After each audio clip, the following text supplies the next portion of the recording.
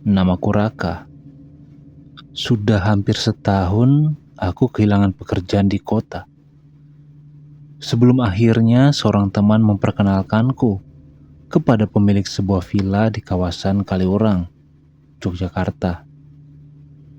Katanya mereka butuh penjaga malam, orang yang bisa menjaga properti, memastikan keamanan, dan kadang menyiapkan villa untuk tamu yang datang di akhir pekan. Waktu pertama kali ku dengar, aku pikir itu pekerjaan ringan. Tapi orang-orang di sekitar Kaliurang hanya mengangguk pelan saat aku bilang akan menjaga villa di sana. Beberapa malah hanya berkata, "Kalau malam jangan keluar halaman, Mas." Nada suaranya enteng, tapi matanya serius. Aku tiba sore itu sekitar jam 5. Udara Kaliurang lembab dan dingin. Kabut tipis turun cepat dari arah gunung. Villa Mawar berdiri di pinggir tebing kecil, dikelilingi hutan pinus dan satu jalan setapak menuju jalan utama. Bangunannya besar, bergaya kolonial, dinding putih, jendela kayu besar, dan balkon panjang yang menghadap ke arah lembah. Di depan villa, seorang lelaki tua menungguku. Namanya Pak Darmo, penjaga lama yang katanya akan pensiun dan menyerahkan tugas padaku.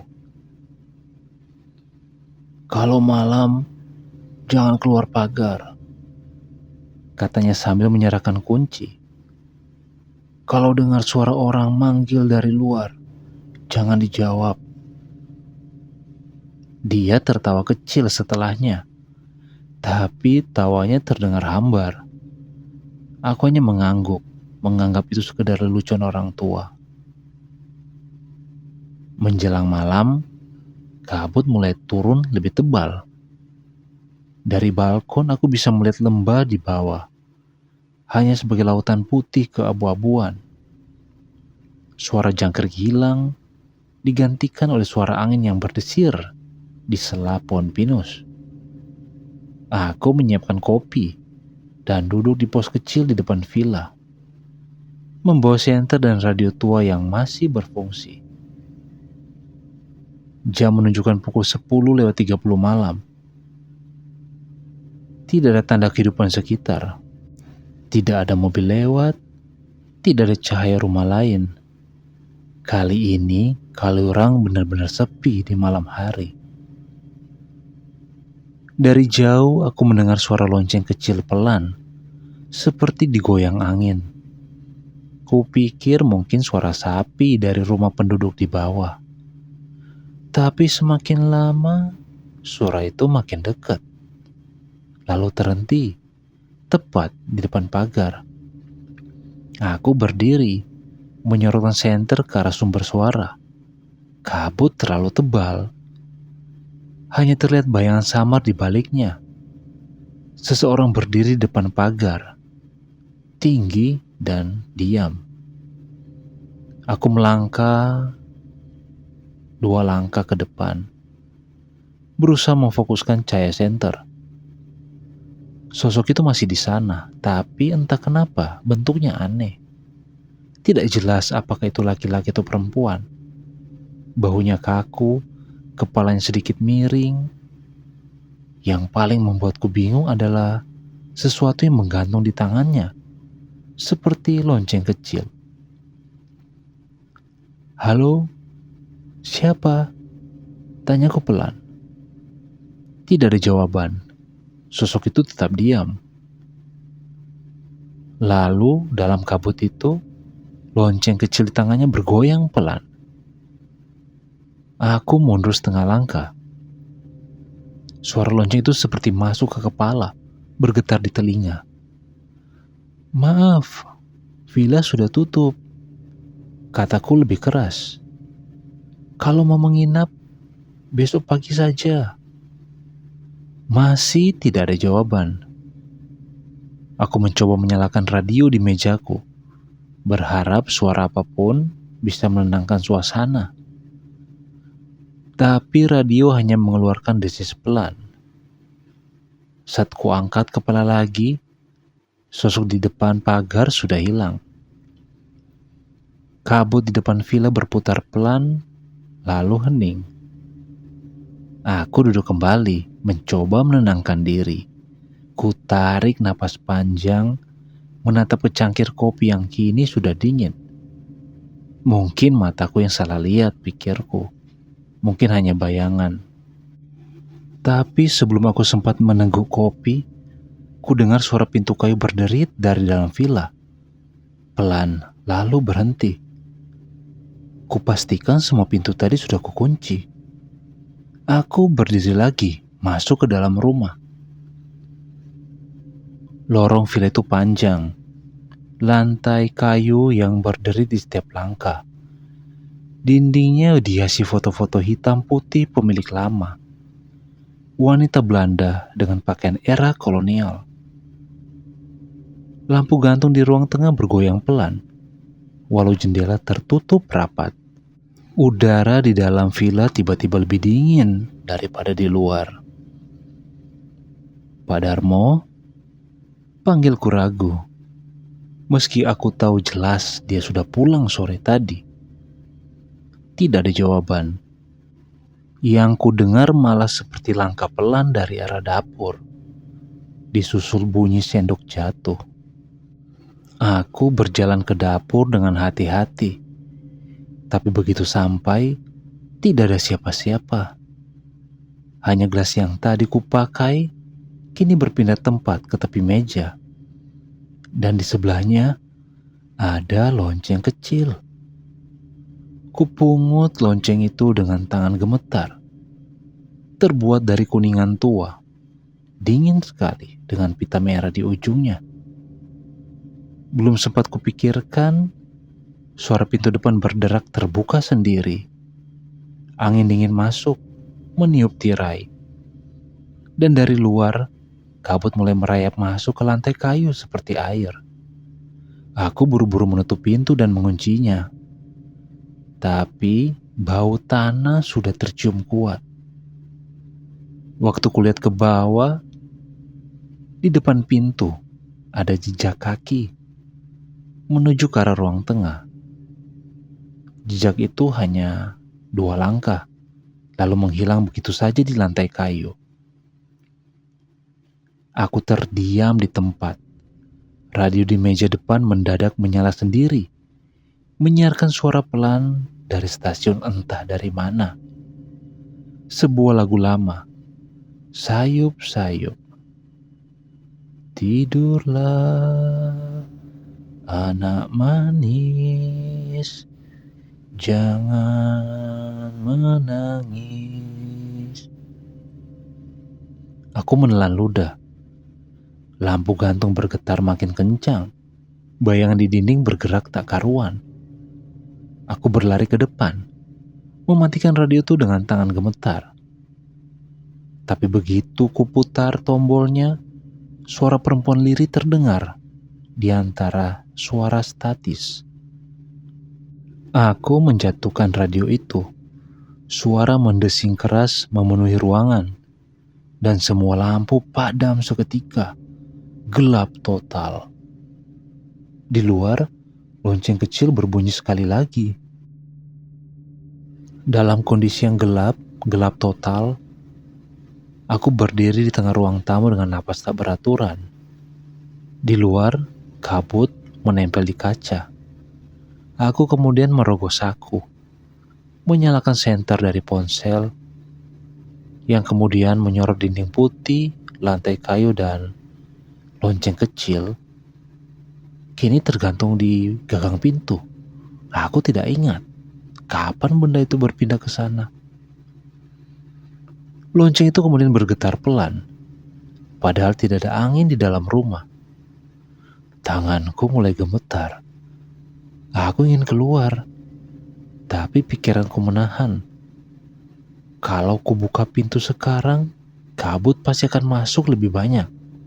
Aku mundur perlahan, mengarahkan senter ke arah tangga yang menuju lantai 2. Di sana, samar-samar, terlihat bayangan seseorang berdiri di ujung tangga. Sosok itu tinggi, mengenakan pakaian hitam, dan kepalanya menunduk. Senterku menyorot lurus ke arahnya, tapi wajahnya tetap tertutup bayangan. Hanya terlihat jari-jarinya yang pucat menggenggam pegangan tangga. Aku ingin bicara, tapi suaraku tak keluar. Beberapa detik terasa seperti menit. Lalu tiba-tiba, sosok itu melangkah turun. Kayu tangga berderit pelan. Aku mundur sekali lagi.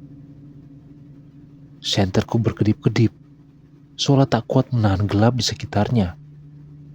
Ketika cahaya stabil lagi, tangga sudah kosong. Tidak ada siapa-siapa di sana. Aku tahu tubuhku gemetar, tapi entah kenapa kakiku malah membawaku naik. Tanganku menempel di dinding dingin. Langkahku pelan. Setiap pijakan terdengar keras di kepala. Di puncak tangga, ada koridor dengan 3 kamar tidur. Semua pintunya tertutup rapat, kecuali satu di ujung. Dari celah itu, keluar cahaya kekuningan, seperti lampu minyak. Padahal, aku tidak menyalakan apapun di sana. Aku berjalan ke depan. Jantungku berdegup kencang. Udara di koridor makin dingin. Setiap napas terasa seperti menghirup kabut. Begitu ku sampai di depan pintu itu, suara pelan terdengar dari dalam. Suara perempuan, lembut, seperti berbisik di telinga. Aku terdiam tak bisa bergerak. Lalu pintu di depanku menutup sendiri perlahan, diiringi bunyi derit panjang. Aku berlari turun tanpa pikir panjang. Keringat dingin membasahi tengkukku. Begitu sampai di ruang bawah, aku langsung menuju dapur, mencari air untuk menenangkan diri. Tapi di dapur, kulit sesuatu yang membuatku hampir menjatuhkan senter. Di meja makan, ada piring nasi hangat dengan lauk terhidang rapi. Di sebelahnya, ada 2 cangkir kopi yang mengepul. Dan di kursi dekat meja, ada jejak tanah. Aku tak tahu apa yang lebih menyeramkan. Kenyataan bahwa seseorang baru saja menyiapkan makan malam di dapurku. Atau bahwa mereka tahu aku lapar. Aku mundur perlahan, menatap piring itu. Lalu sesuatu bergetar di saku celanaku. Ternyata ponselku. Layar menyala, nomor tidak dikenal. Dengan tangan gemetar aku mengangkat. Halo? Suaraku hampir tak terdengar. Sunyi. Lalu samar-samar suara dari seberang terdengar. Suara serak laki-laki tua. Masih jaga toh? Jangan keluar pagar. Kalau ada yang ketuk, jangan dijawab. Aku kenal suara itu. Pak Darmo. Tapi bagaimana mungkin? Dia bilang akan pulang ke Bantul malam itu. Pak Darmo? Ini siapa yang di villa, Pak? Tanyaku cepat. Hening. Lalu suara napas berat dari seberang. Tidak usah dihiraukan. Panggilan terputus. Aku berdiri membeku. Ponselku jatuh ke lantai. Dan saat itu juga, suara ketukan dari depan pintu menggema di seluruh ruangan. Pelan dan ritmis. Aku menatap pintu itu. Lonceng kecil di gagangnya bergetar pelan. Pak Darmo, suaraku nyaris hilang. Tidak ada jawaban, tapi bayangan seseorang terlihat di kaca jendela samping pintu. Tangan kurus menempel di kaca, lalu kepala perlahan muncul dari balik kabut di luar.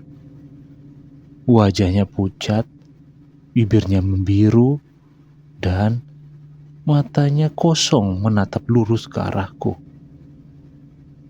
Aku mundur, napasku tersengal.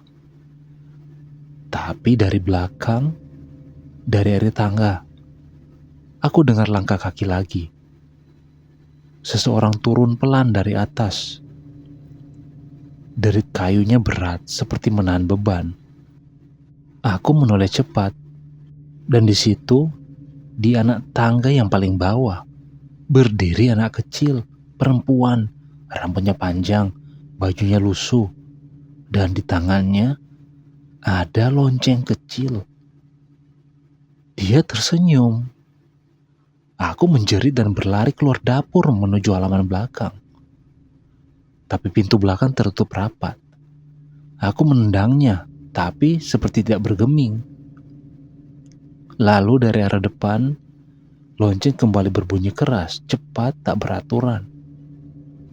Dan di tengah kabut itu, samar-samar aku melihat dua sosok, anak kecil dan perempuan berambut panjang, berdiri berdampingan, menatapku dengan mata kosong. Aku tidak ingat apa yang terjadi setelah itu. Yang aku tahu saat tersadar, aku sudah di luar villa, terbaring di jalan berbatu dengan tubuh menggigil. Fajar sudah menyingsing dan kabut mulai menipis. Kuncinya masih di tanganku, dan di telapak tanganku masih ada bekas dingin dari logam kecil berbentuk lonceng. Tubuhku menggigil, baju lembab oleh embun. Aku tidak tahu bagaimana aku bisa di luar pagar. Di sekelilingku hening, tidak ada orang. Tidak ada suara burung, hanya kabut tipis yang belum juga sirna, meski matahari sudah muncul. Aku berdiri, menatap ke arah villa. Dari luar, bangunan itu tampak tenang seperti biasa. Tapi aku tahu ada yang tidak wajar. Aku ingin pergi, tapi tugas belum selesai. Aku tak mau pulang dengan pikiran tak menentu seperti ini. Aku kemudian membuka gerbang pelan-pelan. Engselnya berderit nyaring. Udara dingin menyeruak. Bau lembab menusuk hidung. Begitu aku melangkah masuk halaman, langkahku terhenti. Di depan pintu utama, ada jejak kaki kecil yang tertinggal di tanah, menuju ke dalam rumah. Jejak itu kemudian berhenti tepat di depan pintu, dan hilang, seolah pemiliknya menembus kayu. Jantungku berdegup kencang, tapi anehnya, rasa takut itu mulai bercampur dengan rasa ingin tahu.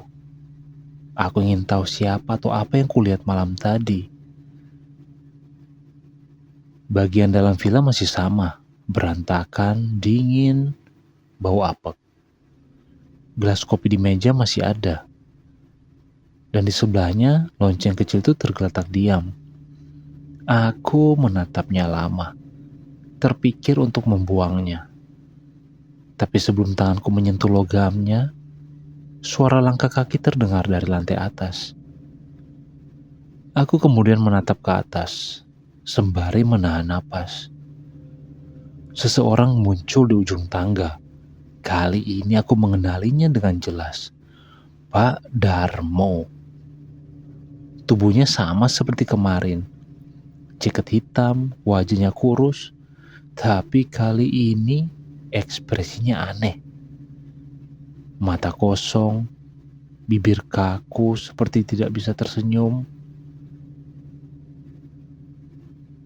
Dia berdiri diam di anak tangga paling atas, menatap lurus ke arahku.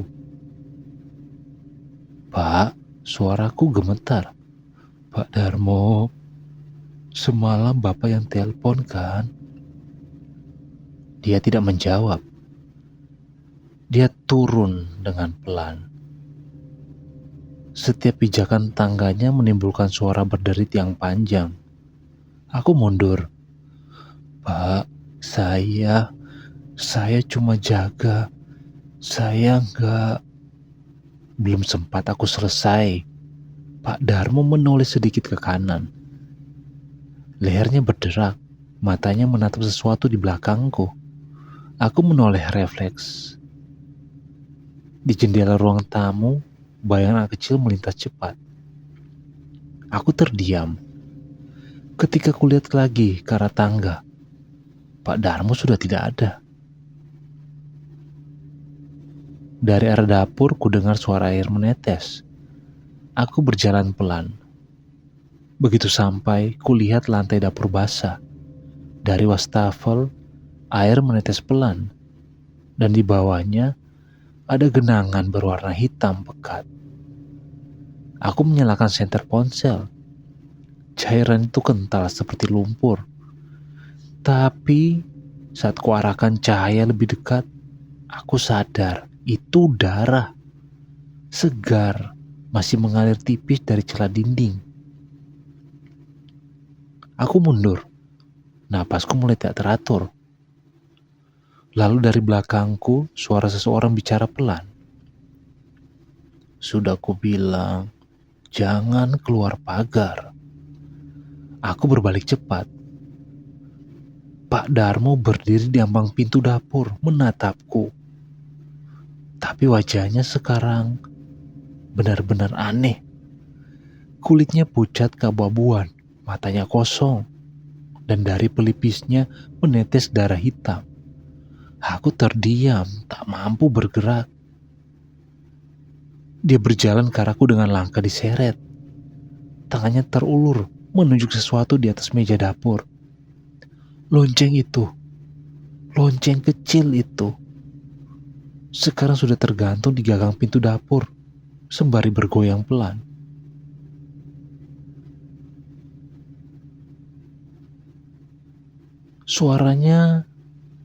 Suara Pak Darmo itu berat, seperti datang dari dalam sumur.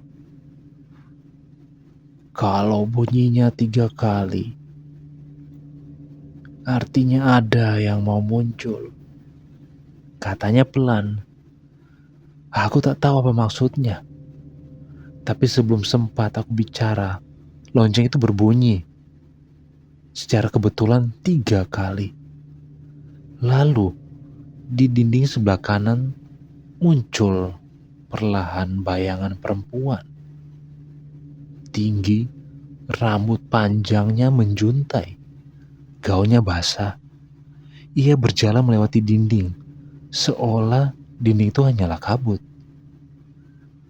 Matanya kosong, tapi mulutnya tersenyum.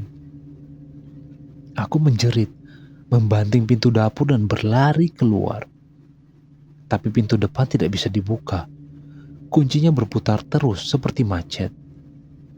Di luar, kabut sudah naik lagi, tebal. Aku bisa melihat siluet seseorang berdiri di luar pagar. Tinggi, hitam, dan diam. Aku tidak ingat bagaimana aku keluar dari villa itu. Aku hanya tahu saat berikutnya aku sudah berada di pos penjagaan di bawah. Tubuhku gemetar, dan warga sedang mengerumuniku.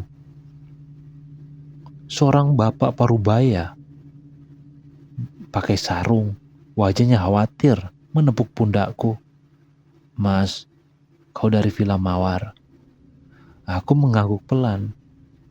Dia kemudian saling pandang dengan warga yang lain, lalu berkata, villa itu sudah kosong setahun, nak. Gak ada yang tinggal di sana lagi. Aku menatapnya tidak percaya. Tapi Pak Darmo, dia loh yang ngasih kunci ke saya. Bapak itu menelan ludah, lalu berkata pelan, Pak Darmo meninggal tahun lalu. Ketahuan meninggal di dapur villa itu, sembari memegang lonceng kecil. Dan dunia sekitarku berputar. Aku ingin bicara, tapi tenggorokanku terasa kering. Lalu, dari dalam saku jaketku, sesuatu berbunyi pelan. Aku mengeluarkan tanganku perlahan. Di sana, aku menggenggam lonceng kecil berwarna kekuningan. Dingin sekali. Aku tak tahu bagaimana bisa ada di sana. Malam harinya, aku langsung meninggalkan Kaliurang tanpa menoleh ke belakang. Tapi sampai hari ini, setiap kali udara lembab dan kabut turun dari arah Merapi, aku masih bisa mendengar suara kecil itu di telingaku.